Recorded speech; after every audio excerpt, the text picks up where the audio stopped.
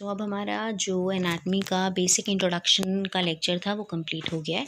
इसीलिए हमने जो जो इमेजेस बीच में शो करी थी हम उनको एक बारी दोबारा फटाफट देखेंगे कि क्या क्या इमेजेस थी जो हमें बार बार हमने शो करी। सबसे पहले हमने देखा कि एनाटमी का ओरिजिन कहाँ से हुआ है, ग्रीक सिविलाइजेशन से। एनाटमी अपने आप एक वर्ड से डराइव हुआ है, ग्रीक वर्ड से, जिसे हम बोलते हैं एनाटॉम, जिसका मतलब है टेकिंग अपार्ट। एनाटमी में हम लोग क्या क्या पढ़ते हैं, एनाटमी में पढ़ते हैं हम लोग स्ट्रक्चर और उस स्ट्रक्चर के रिलेशंस। ग्रॉस एनाटमी में जब हमने उसकी क्लासिफिकेशन देखी, ग्रॉस एनाटमी में हमने देखा कि सबसे पहले आता है skeletal system.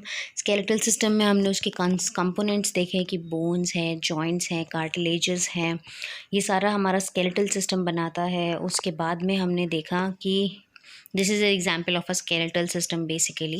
Then I have shown you the vertebral column over here, as you can really appreciate this is a skeletal system example only.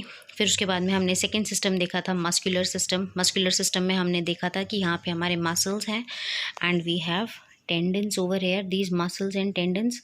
Main function of muscles was कि जो हमारा स्केलेटल सिस्टम है उसकी movement के लिए, plus it is the site of heat production. आज we have seen, ये हमारा मसल सिस्टम था और हमने एक थोड़ा सा थर्मल डायग्राम देखा था, थर्मल कैमरा से लिया हुआ डायग्राम देखा था जो हमने मसल्स के रिगार्डिंग ही देखा था दैट। उसके बाद में हमारा आया नर्वस सिस्टम। नर्वस सिस्टम में हमने पढ़ा था कि नर्वस सिस्टम में हमारा central nervous system, peripheral nervous system, cranial nerves, brain, spinal cord, बहुत सारी चीज़ें इंक्लूड होती हैं और इसका मेन काम था हमारा वॉलेंट्री और इनवॉलेंट्री एक्टिविटीज़ जो होती हैं बॉडी में उसे कंट्रोल करना, और सेंसरी इन्फॉर्मेशन जो बाहर से आती है उसे रिसीव करके उसे कंपेयर, कॉन्ट्रास्ट और इंटरप्रेट करना डाटा को, और एक रिक्वायर्ड और डिज़ायर्ड मोटर रिस्पॉन्स जनरेट करना। उसके बाद में हमने पढ़ा कि हमारा बॉडी में एंडोक्राइन सिस्टम होता है। एंडोक्राइन सिस्टम में सारे एंडोक्राइन ग्लैंड्स आते हैं जो बेसिकली हार्मोन्स रिलीज़ करते हैं। डकलेस ग्लैंड जो बहुत इंपॉर्टेंट है हमारी बॉडी में नॉर्मल ग्रोथ, मेटाबॉलिज्म और डेवलपमेंट के लिए। ये हमारा पिट्यूटरी ग्लैंड था।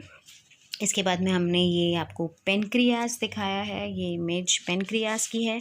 उसके बाद में this is your very favourite, कई लोगों को तो पता है, कोई पैथोलॉजी पता नहीं होती, किसी का वजन फालतू में भी बढ़ रहा होता है ना तो उसे कहेंगे तेरे को थायराइड है क्या। तो बेसिकली ऐसे मूर्खों की बात सुननी नहीं चाहिए। We will be studying about the anatomy and the physiology of thyroid gland, then I will tell you कि जो बेवकूफ़ तुम्हें बोले ना कि तुम्हारा वजन बढ़ गया है तो तुम्हें थायराइड ग्लैंड हो गया है, उसे हम लोग पूरा फंक्शन और फिजियोलॉजी एक्सप्लेन कर पाएंगे। उसके बाद में हमारा आता कार्डियोवैस्कुलर सिस्टम। कार्डियोवैस्कुलर सिस्टम में this is your very beautiful heart हैं, ब्लड वेसल्स हैं, और सिर्फ ऐसा नहीं है कि ये ब्लड इंक्लूड करता है, ये क्या इंक्लूड करता है साथ में, लिम्फेटिक सिस्टम। लिम्फेटिक सिस्टम मतलब हमारी बॉडी का immune system. Can you see, I think you can appreciate very well, कितनी सारी आर्टरीज आ रही है ना। Okay, so let's move forward. हमें फटाफट ये हमने एग्जाम्पल दिया था हमारी बॉडी का डिफेंसिव सिस्टम। उसके बाद में हमारा रेस्पिरेटरी सिस्टम, आपको इसमें ट्रैकिया साफ नज़र आ रहा है, लंग्स साफ नज़र आ रहे हैं। बेसिकली रेस्पिरेटरी सिस्टम का हमने क्या एग्जाम्पल दिया था, क्या फंक्शन दिया था, दैट रेस्पिरेटरी सिस्टम में हमारा pharynx, trachea, bronchioles, alveoli, lungs सब कुछ आता है, और इनका एक मेन काम होता है बॉडी से ऑक्सीजन लेकर आना बॉडी में और कार्बन डाइऑक्साइड बॉडी से बाहर भेजना, एक्सचेंज ऑफ गैसेस। इसके बाद में हमने देखा ये इमेज इस तरह है, if you can really appreciate, ये भी हमें प्रॉपर, ये एक्चुअली लैरिंग्स की इमेज है। Okay, after this we can show you the trachea over here. Then after this we have this GIT tract, very important. पहले भी मैंने बोला कि GIT ट्रैक्ट में गैस्ट्रो इंटेस्टाइनल सिस्टम में सबसे पहला काम क्या है, खाना अंदर आएगा, क्योंकि ये ईजोफेगस है जो जा रहा है, ईजोफेगस जाके पेट से जुड़ रहा है। तो first thing is the ingestion of food, then followed by the digestion of food, यहाँ होगा हमारा डाइजेशन। और क्योंकि हमारे पास लार्ज इंटेस्टाइन और लीवर भी है तो ये काम करेंगे किस चीज़ का, डिटॉक्सिफिकेशन का and elimination of waste products out of your body. That is why this is the GIT system. ये सब पार्ट्स हमारे ग्रॉस एनाटमी में हमने पढ़े थे। Then you have this kidney which is a component of your urinary system. Very important कि आपके urinary system में kidney, ureter, urethra and urinary bladder आता है, और ये कंपोनेंट बहुत इंपॉर्टेंट है बिकॉज जितना भी बॉडी से वेस्ट प्रोडक्ट है वो यही बाहर निकाल रहे हैं। मोर ओवर ये बॉडी का वो सिस्टम है जो हमारी बॉडी में इलेक्ट्रोलाइट बैलेंस को मेंटेन मेंटेन करके रखता है। ये हमारा मेल रिप्रोडक्टिव सिस्टम है। Example of a male reproductive system, these are your kidneys, these are your ureters, ये सुप्रारेनल ग्लैंड है। And this is an example of female reproductive system. It is not an example, it is a structure of female reproductive system. See, this is the structure of female reproductive system. Can you really appreciate कि fallopian tube किस तरह से ovary के ऊपर है? So basically हमने reproductive system में क्या पढ़ा था? This is essentially required for the survival and for the existence of species. इसके बाद में हमारा है इंटीग्यूमेंट्री सिस्टम। इंटीग्यूमेंट में प्रेजेंट है, मतलब इंटीग्यूमेंट मतलब प्रोटेक्टिव लेयर के लिए है, जिसमें आती है हमारी स्किन, हमारे नेल्स, हमारे हेयर, और आता है हमारा सबक्यूटेनियस टिश्यू। मल्टीपल फंक्शंस में जैसे आता है, it prevent excessive water loss from the body, body से एक्सेसिव वाटर लॉस नहीं होने देता। इंटरनल स्ट्रक्चर्स को प्रोटेक्ट करके रखता है, एक प्रोटेक्टिव कवरिंग है, कोई भी टॉक्सिक या केमिकल सब्सटेंस बॉडी के इंटरनल ऑर्गन्स पर नहीं आ सकता। मोर ओवर स्किन है भाई, और स्किन का सबसे बड़ा काम क्या है? सेंसरी टिश्यू इट इज़, ठीक है, 5 सेंस ऑर्गन में आता है। फिर हमने काफ़ी सारा पढ़ा था कि वी हैव फंक्शनल एनाटमी, जिसमें हम लोग स्ट्रक्चर ऑफ एनी टिश्यू पढ़ते हैं, जिसमें हम किसी भी चीज़ का स्ट्रक्चर और उसके फंक्शन को रिलेट करके पढ़ते हैं कि अगर वो ढांचा इस तरीके का है तो वो ऐसा क्यों है।